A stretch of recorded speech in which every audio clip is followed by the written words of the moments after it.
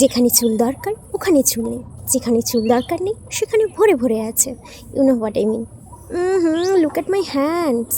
দেখুন, চুল পড়ার সমস্যা আমার আপনার সকলেরই। দিনে যদি 50 থেকে 100টার বেশি চুল পড়ে থাকে, then of course you have the problem of hair falling. At first keep attention to your diet. Healthy খাবার খান, রেগুলার এক্সারসাইজ করুন, and do not over stress.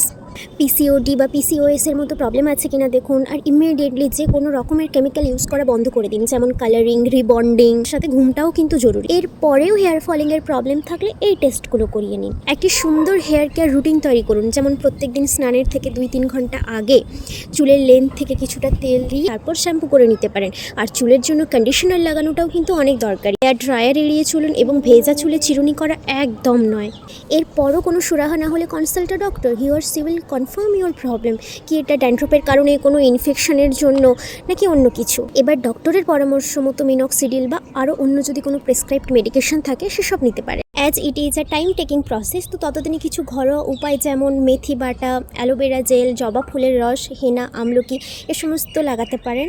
আর যা যা টিপস বললাম সে সমস্ত ফলো করতে থাকুন। আর আমার মতো ভালো চুল পেতে হলে আমায় ফলো করতে হবে। টাটা।